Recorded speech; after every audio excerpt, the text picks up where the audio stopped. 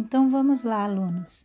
Nessa videoaula de hoje, nós vamos estar aprendendo a grande diferença entre as pessoas que seguem a palavra de Deus e entre aquelas que não seguem. De acordo com a Bíblia, não devemos nos conformar com este mundo, mas transformá-lo de acordo com a vontade de Deus.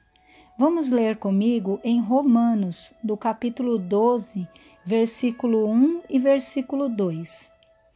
Rogo-vos, pois, irmãos, pela misericórdia de Deus, que apresenteis o vosso corpo por sacrifício vivo, santo e agradável a Deus, que é o vosso culto racional, e não vos conformeis com este século, mas transformai-vos pela renovação da vossa mente, para que experimenteis qual seja a boa, agradável e perfeita vontade de Deus.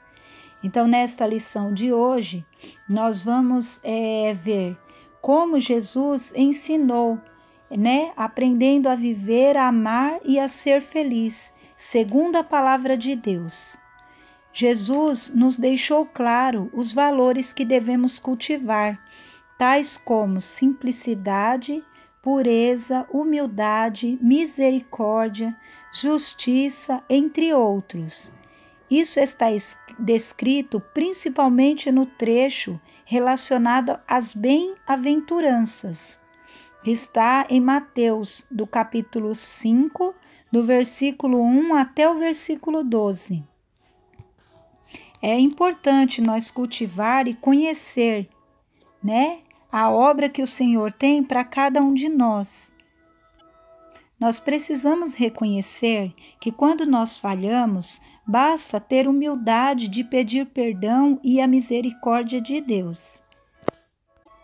Gostaria que todos os alunos estivessem com a sua Bíblia e com a sua apostila, que hoje nós vamos estudar, vamos falar muito sobre os ensinamentos de Jesus para cada um de nós.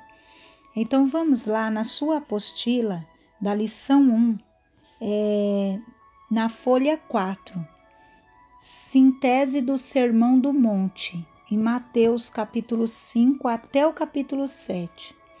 O Sermão do Monte, ou Sermão da Montanha, está descrito no Evangelho de Mateus, do capítulo 5 até o capítulo 7, e tem este nome porque constitui de uma série de ensinamentos pronunciados por Jesus no monte, aos seus discípulos e seguidores.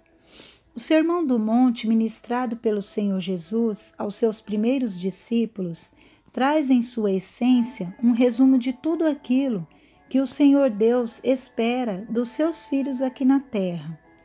O conteúdo deste sermão é como um manual para todo cristão que deseja ser feliz e fazer o seu semelhante feliz. Neste sermão, Jesus ensina como todo cidadão do reino devem viver, sendo luz e sal neste mundo, motivados não pela pressão da lei, mas pelo amor ao próximo. O sermão, quando foi ministrado, parecia algo difícil, impossível de se praticar.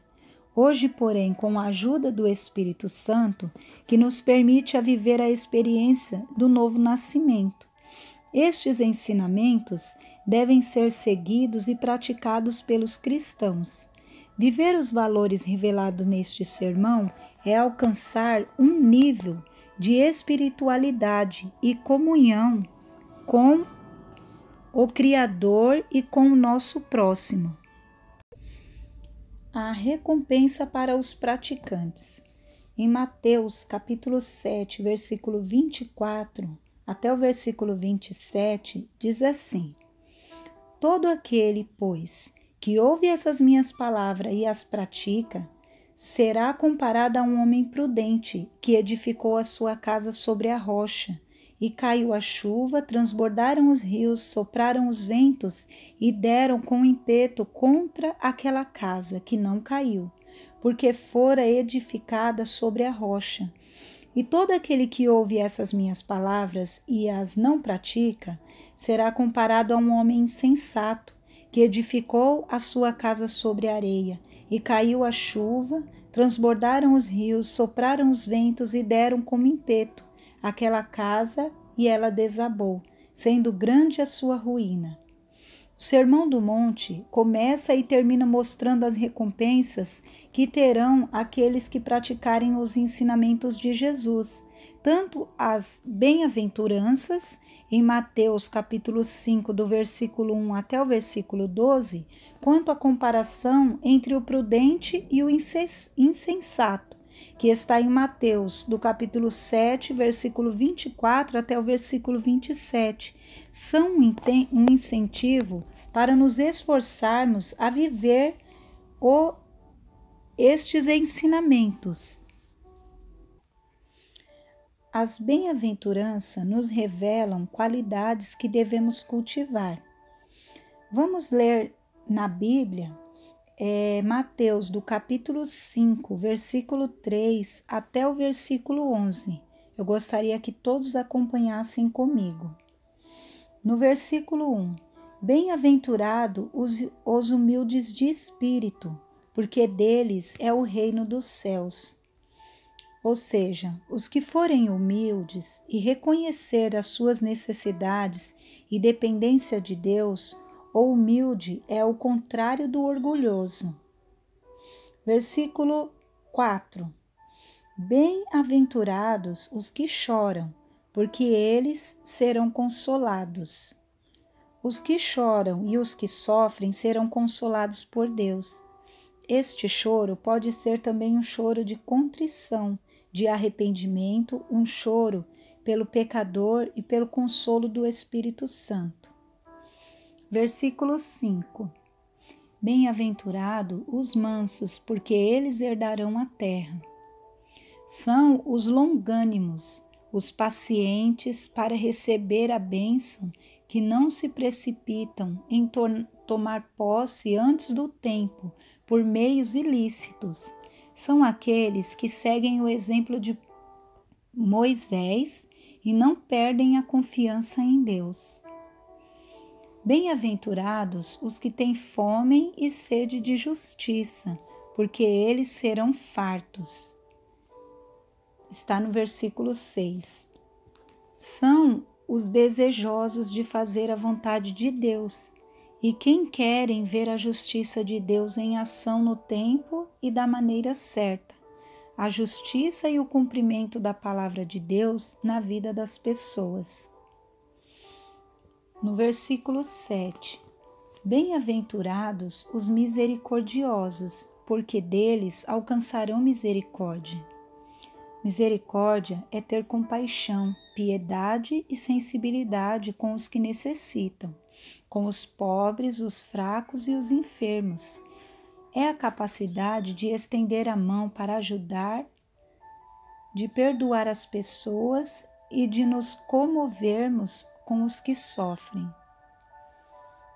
Bem-aventurados os limpos de coração, porque eles verão a Deus. Versículo 8. São os que cultivam intentos e desejos maus dentro do coração e conseguem olhar para dentro de si e ver o Senhor. Os limpos de coração não são maliciosos. No versículo 9. Bem-aventurado os pacificadores, porque eles serão chamados de filhos de Deus. São os que procuram promover a paz em seus relacionamentos com todos e que sempre buscam a reconciliação e não a confusão. Versículo 10. Bem-aventurado os que sofrem perseguição por causa da justiça, porque deles é o reino dos céus. São os perseguidores por estarem fazendo o que é correto. E ainda que estes percam algo aqui na terra, terão uma recompensa no céu. Bem-aventurado sois vós, quando vos injuriarem e perseguirem, e mentindo, disserem todo mal contra vós por minha causa. Estes aguentam firme as injúrias, sem pagar o mal com o mal, esperando sempre a recompensa que vem de Deus e não do ser humano. A marca de quem faz a vontade de Deus é a perseguição, bem como o mestre que foi perseguido. Então vamos lá, alunos. Nessa videoaula de